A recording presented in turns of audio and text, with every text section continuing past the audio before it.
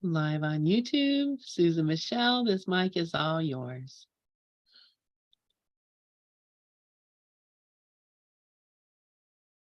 You are muted.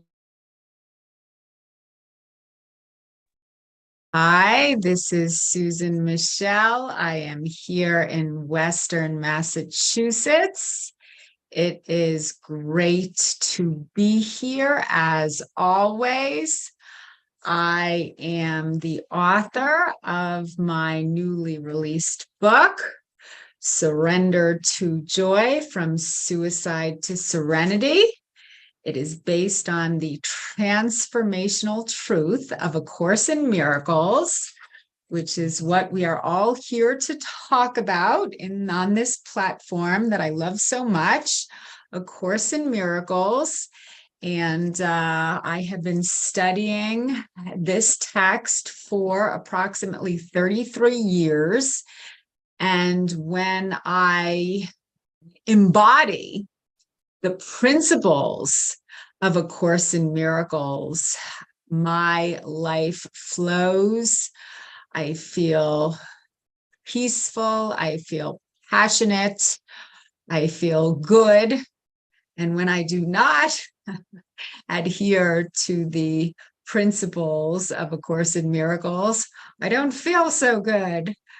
But being that I'm not enlightened yet at this point in this lifetime, I continue to vacillate throughout the day. And as I say so often, everything in life is either a blessing or a lesson. I learn from my lessons, and I am very joyful about the blessings that I do experience, and the blessings always come at times when I am connected to my Creator, when I am plugged into my God socket, when I am adhering to the principles of A Course in Miracles. So in my book, Surrender to Joy, my introduction starts out, my passion is God. God is love and joy and beauty. He is all that is good in the world. Everything else is our own miscreation. When we are filled with joy, we are connected to God. When we are not joyful, we have lost our connection to all that is real.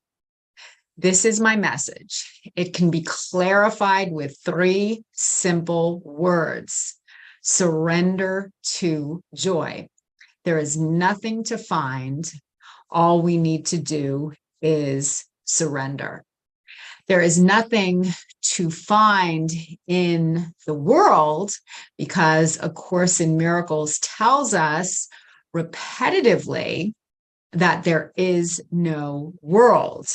The external world is nothing more than a reflection of an internal condition. And this is a truth that I have been doing my best to understand on a deep level for as long as I can remember. And it is challenging because external things, when they're happening, they seem to be so real, and it's just so hard to take responsibility for everything that is reflected back to us in the world. I was listening to the Course in Miracles on Audible. I'm in the midst now of listening to a new narrator that I have mentioned, I think, a couple of times. His name is Martin G. Weber Haspers. I know Lynn Johnson knows him, and he used to speak here in Gather for A Course in Miracles. And I really am enjoying the version of the Course in Miracles. I think he's reading the unedited version, and he has this lovely Dutch accent, and there's music that I listen to when I'm listening to him read the Course in Miracles. And it's really good. It's just really good. I have just listened to A Course in Miracles over and over and over for the past 33 years. Well, in the beginning, I used to read it, and now everything's out on Audible. So now I listen to it probably more than I read it. But what I was listening to today is that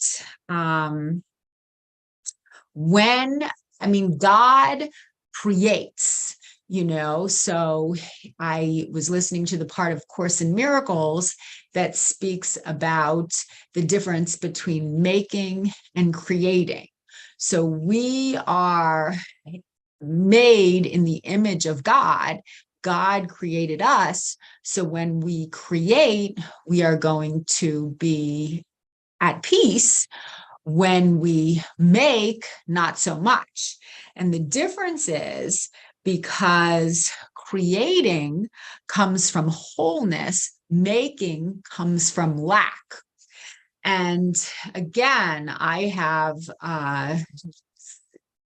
been learning this lesson for years and years and years.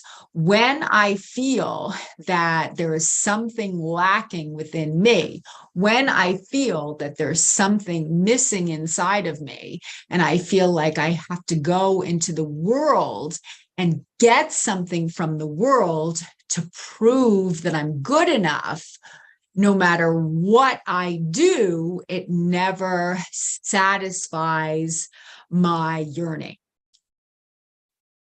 When I'm coming from a place of wholeness, when I know that everything that I need is within me, and I go into the world to share that love with the world, to share what I've already found inside of me with the world, well, then I'm at peace. So there's a big difference. And I think that being that the world is still run by the egoic thought system, the world teaches us that there are external things available to us that if we buy them, we're going to feel good enough. The world teaches that we're not good enough just the way we are, but we have to go into the world to prove our worth, and then we're going to feel good enough. I mean, when you look at all these advertisements on television, you buy this car, you're going to feel good enough. You eat this cereal, you're going to feel, I guess, satisfied. But you need to buy something in order to feel good enough. This is how the whole world is run. A Course in Miracles is saying, no, we have everything that we already need within ourselves. And then we, being that we're living in these earthly bodies, can go into the world to share that. And that is how we are going to find our peace. But we can't be coming from a place of lack, because when we're coming from a place of lack, no matter what we attain in the world, it's not going to satisfy us. I wrote a chapter on this philosophy in my book that I have right here, Surrender to Joy. It's chapter number 5, Finding Joy Within. And what I write is peace and joy are available to you right here and now, regardless of what is going on in your life. When you start living from the inside out instead of from the outside in, you learn to connect with your inner peace first, and then enter the world from a place of acceptance and love, which you can then share. When you do this, life makes sense. I mean, that's a huge lesson for me. I believe when I'm plugged into my God socket, when people are plugged into their God socket, they live from the inside out. When you're not plugged into your God socket, you're looking to the world to complete you, and you live from the outside in. You base your peace, love, joy, on happiness on external sources, and it just doesn't work. And then I write in the next paragraph, no matter what we achieve on the outside, if the desire to attain a goal is driven by internal feelings of unworthiness or lack of worthiness, accomplishing it is going to fall flat, regardless of how many people tell us how great we are. Accomplishing our goals will never bring us the joy we desire, since nothing that we accomplish on the outside can change how we feel on the inside. And then I have a Course in Miracles quote written down here. I have, you do not really want the world you see, for it has disappointed you since time began. And then when I go a little deeper into my chapter, this book is sprinkled with Course in Miracles quotes. I have from A Course in Miracles, the world you see is what you gave it, nothing more than that. It is the witness to your state of mind, the outside picture of an inward condition.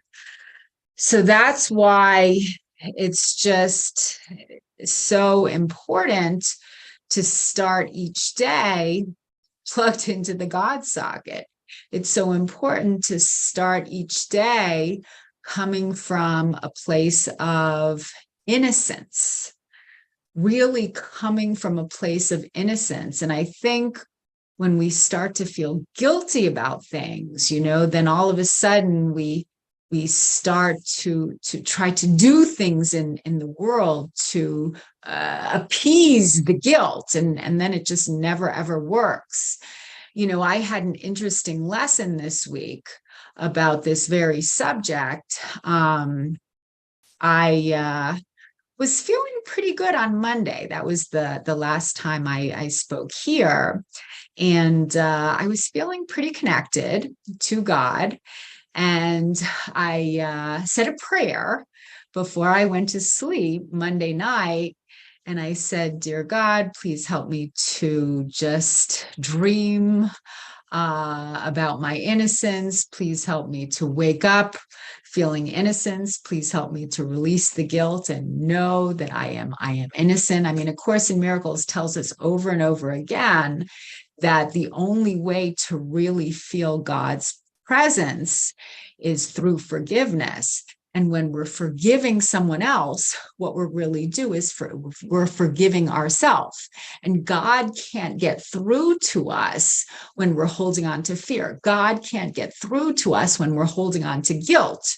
So to just step into this place of innocence is what God is always encouraging us to do. I'm trying to think of the right words here, but this is what would make God the happiest, by us just embracing our innocence. Because when we can really forgive ourselves totally and completely and embrace our own innocence, well, then God can channel himself through us. God can channel his love through us, and we can be the miracle workers that we were born to be. I mean, that's what a miracle is. We're extending God's love to our brothers. In order to extend God's love to our brothers, we have to embody our innocence. Because if we're holding on to guilt, we're blocking the flow. If we're holding on to guilt, God can't get through. Now, I've known this intellectually for as long as I can remember, since I found A Course in Miracles, but to actually really live that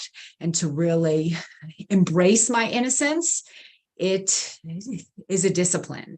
It is a daily discipline. I have to remind myself that I am innocent. When guilt pops up, I have to let it go, because it's kind of always there. But when it does come up in my life. I can remember what God is telling me in A Course in Miracles, that it's just an hallucination. It's not true. The truth of what I am is innocent. I am not a body. I am free.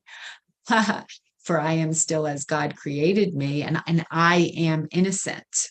So going back to my story, on Monday night, I prayed before bed, and I asked God to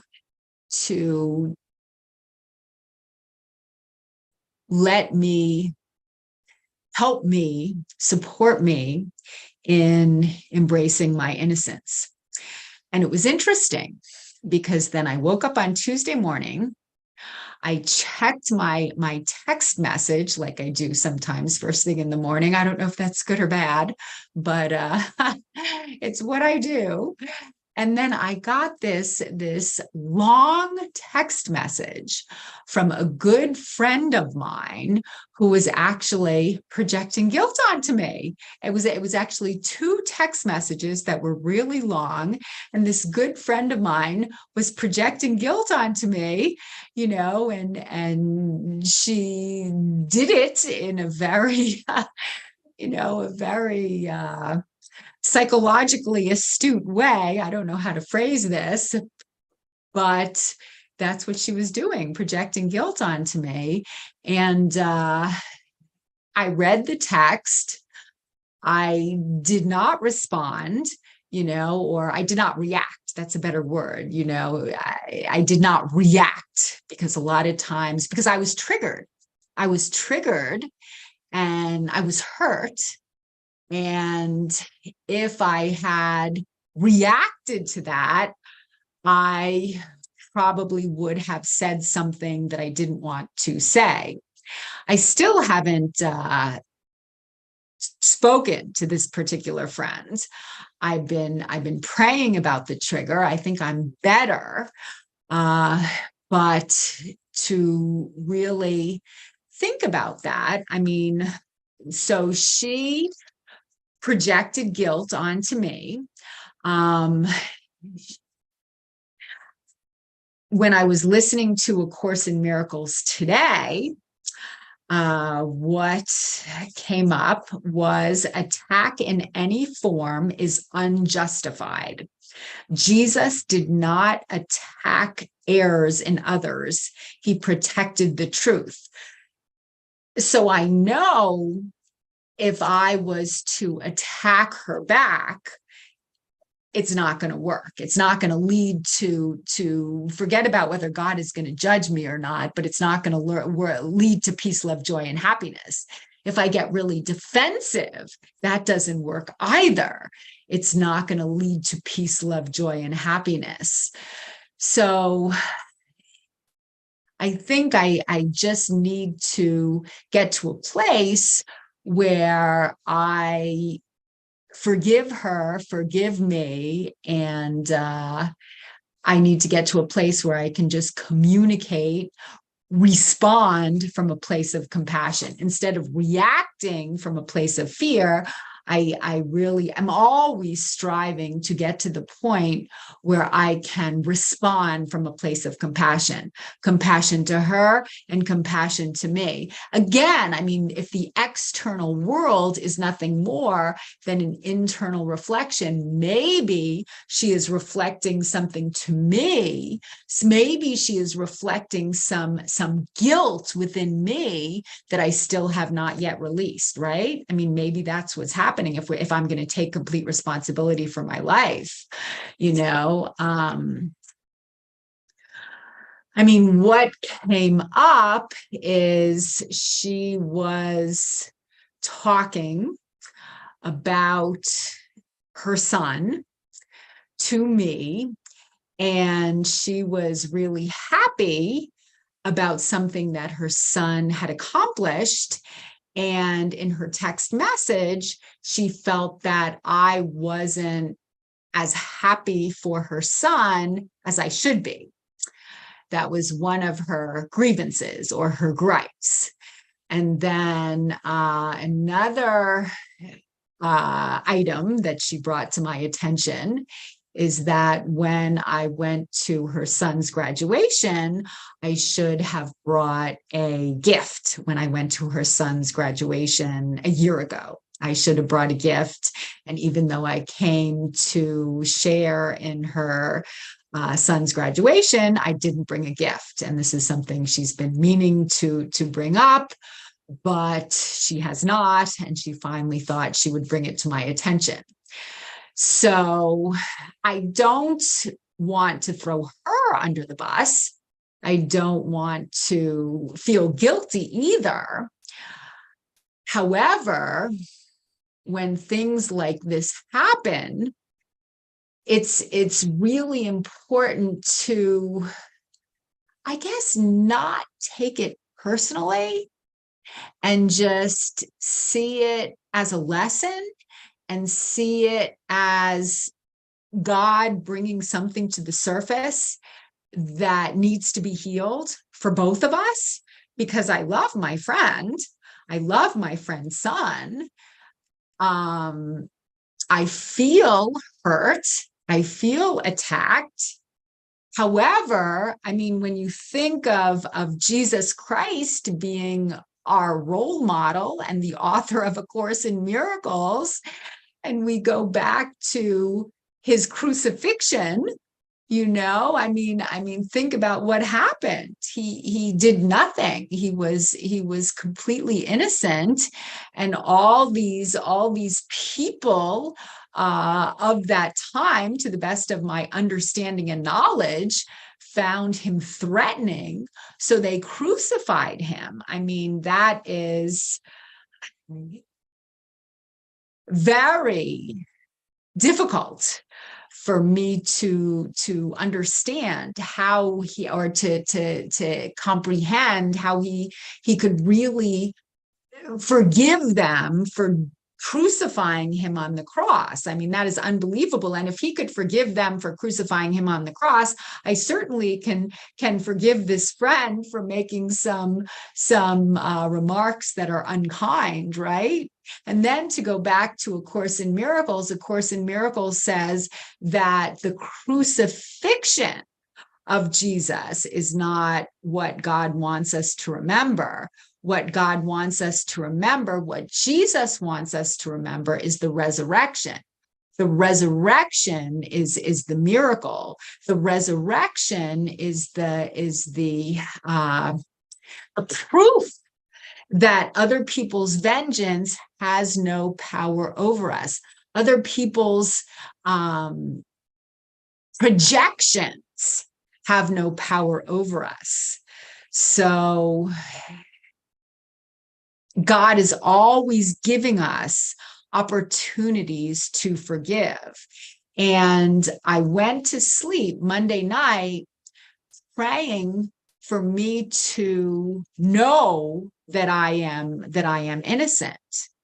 And God gave me a test. I'm trying to think what to call it. I kind of prayed to know how I prayed for myself to embody my innocence. And then I woke up with a text that somebody was projecting guilt onto me. So for me to really own my innocence despite someone else's projections, well, that's really, it's a beautiful learning lesson. I mean, it's not like there are tests that we can pass or tests that we can fail, but I believe, we're always given opportunities for growth. This world is a classroom, and triggers happen all the time. And I think when we can, I guess, sit with whatever pain is triggered in us and really see that it has no power over us, that's how we make it to the joy on the other side. It's like I always read this one paragraph in the text about darkness. It says here in chapter 1, the escape from darkness involves 2 stages. First, the recognition that darkness cannot hide. This step usually entails fear. Second, the recognition that there is nothing you want to hide, even if you could. This step brings escape from fear. When you have become willing to hide nothing, you will not only be willing to enter into communion, but will also understand peace and joy. I mean, I think that when these tests happen in our life, when someone triggers us, when we are hurt, it's you see, if there was no guilt in me, the projection of this text message from my friend would not bother me. If there was no guilt in me, she wouldn't have been able to trigger me. But because I am not enlightened yet, because I do still have guilt within me, when my friend wrote me this text, I did feel attacked. I did feel betrayed. I did feel hurt. And because I felt like that, I believe it means there is something in me that has still not yet been healed. So, I mean, the triggers are teachers.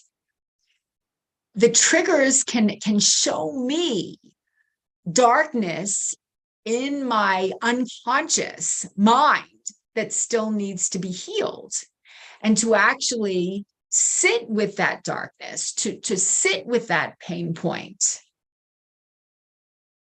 is going to allow it to release itself. I go to Araya Mountain Dreamer's poem quite often also. It's not about the event itself that triggers us. It's about owning whatever pain comes up, allowing the pain to allowing ourselves to be with the pain, and then releasing that pain to God so we can feel the joy on the other side. In the invitation poem, Araya Mountain Dreamer writes, I want to know if you can sit with pain, mine or your own, without trying to hide it or fade it or fix it. And it's not easy to do that, because it's not about blaming the other person. It's not about blaming my friend, for saying something hurtful via text. It's not about blaming myself, it's just about realizing that something is coming up for healing purposes, and it's okay just to be with it. It's okay to confront the darkness, to see that there is no darkness. I think that's what shining the light on the darkness means, see the darkness, sit with the darkness, own the pain, but only so we can release it, to see that it has no power over us. And I also think that we need to give these triggers to God, to the Holy Spirit, to a power greater than ourselves, so he can help healing occur. And then in the next line, she writes, I want to know if you can dance with joy, if you can allow the ecstasy to fill you to the tips of your fingers and toes, without cautioning us to be careful, to be realistic, to remember the limitations of being human. So that joy is on the other side of the pain. And it's a process. Life is a process. We release darkness, we feel the joy, and then we get to a deeper darkness. We release that, and then we get to more joy. I believe this world is a classroom, and we're all moving towards heaven. What I listened to today on Audible, and this was from the unabridged version of A Course in Miracles. I believe it's in the original version of A Course in Miracles also, but I thought it was just so profound. Jesus says, the world is not left by death, but by truth. The bodies are not real. Our bodies are not real. We just inhabit these bodies for a while to learn lessons, to experience life.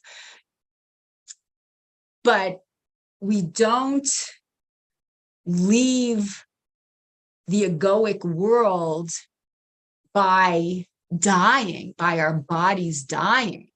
We can experience heaven right here, right now, while we're still in this body, if we can really embrace the truth of who and what we are. And the truth of who and what we are is just pure innocence, pure beauty, pure peace. I mean, God is the ocean and we're all waves, but we all have access to the power of the ocean anytime we choose to connect to it. And there is just so much power available to us at each and every moment. And I am so grateful for that.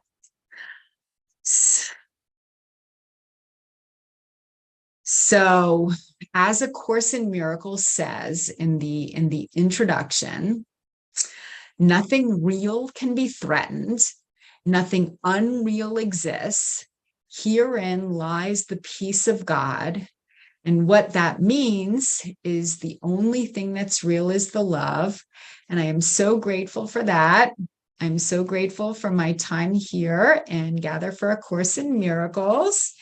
And I love you all. Thank you for being here with me today. And I will now return the microphone to Lynn. Thank you, Susan Michel. Beautiful as always. We will see you again on Monday.